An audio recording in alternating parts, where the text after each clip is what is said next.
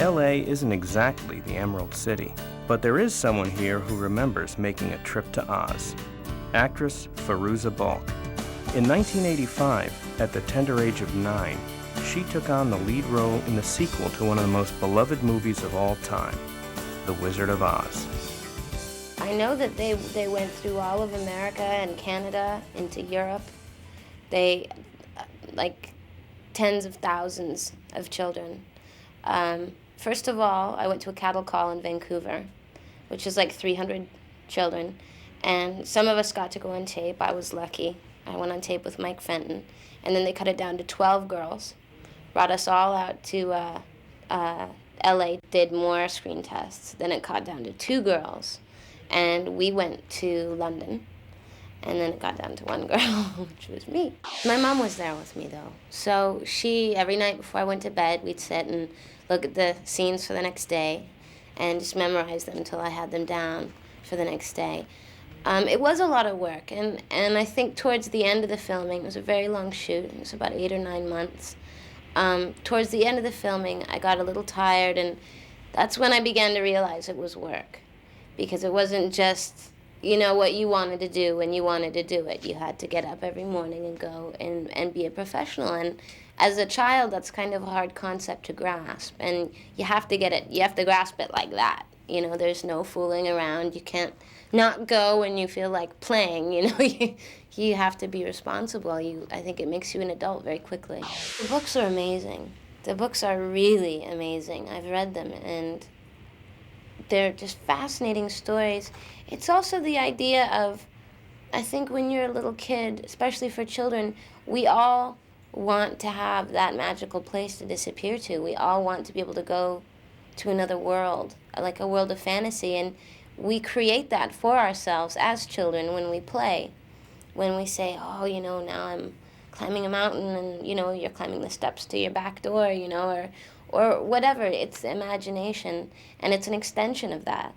And so I think for children, as well as for adults, it's like this whole world that represents that to them, which is very important. It's very important to keep that as you grow older and not to forget, because if you lose your imagination, you're like a hollow shell, you lose a big part of your access to your soul, I think.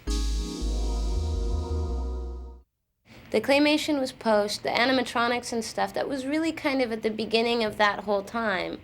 There was, I can think of, there was The Labyrinth, The Dark Crystal, there was a bunch of those films made with the animatronics, and it was the Jim Henson gang.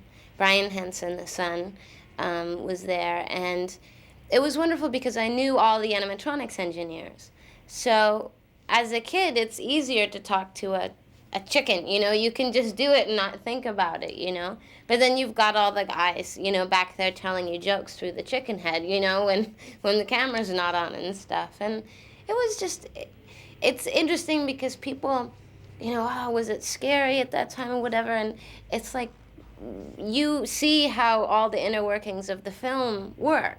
So you have to understand all the technical aspects to be able to do the job. So in that way, it's not scary or difficult, it's just fun. Walter Murch is a very special man. I mean, I'll end up going on and on for hours, really. I mean, I'm still in touch with him, and he's got to be one of the most interesting, wonderful people that anyone could ever be directed by, because he's very sensitive. He's one of the greatest editors ever. He teaches editing all around the world, sound editing and picture editing. And that's probably what he's, most known for. So he has a very interesting way of perception, and was brilliant working with me as a kid because he could think the way that I did. Instead of having an adult thinking here and a child thinking here, he put himself into my mind so that he could see things like on a par, which really helped me a lot. I felt like an equal with him, instead of feeling like the kid, They all really made me feel like I was part of it and had earned my way, and, so that was great.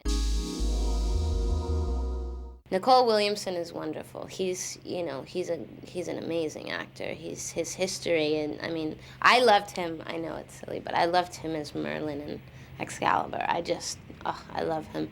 He's very bizarre and unique, and very sweet man. As well as Piper Laurie, Jean Marsh, everybody on there they were a dream. They really were. There was no. Most often there's always someone, that's difficult or doesn't really want to be there, and everybody there was very into their job and very into being there and very sweet to me. None of them were nasty to me. We just had a really good time, and it was hard work. TikTok there was a man inside of TikTok, upside down. He had his legs out like that. So, and he was a gymnast. So his legs come up here, right? And then he has bent completely over and underneath. And so he's looking, here's the feet and here's the round part of the middle section. He's bent completely over. So his back is completely bent the wrong way, like over. And he's looking at a little screen on the inside so he can see where he's going.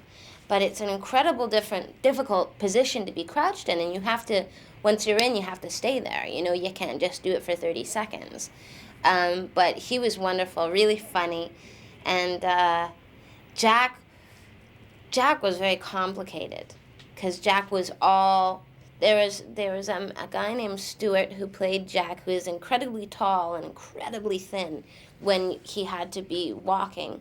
When we had to see him full figure. But otherwise it was Brian Henson and the gang that made him work. So it was very intricate. Every finger, every tiny movement of the body is controlled by someone's hands, by a finger movement or something. And it's just ingenious how they make that work.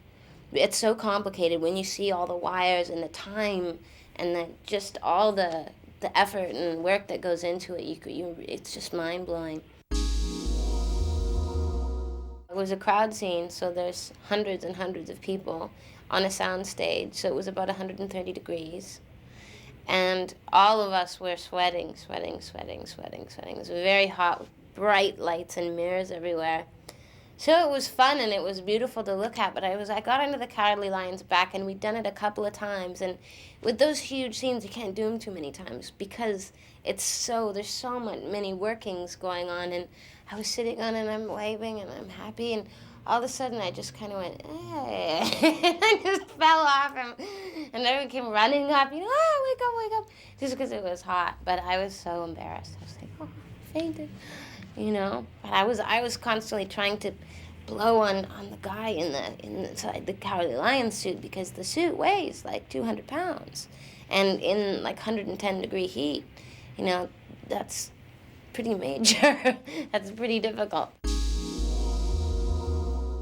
They had the opening at Radio City Music Hall, and it was a big deal.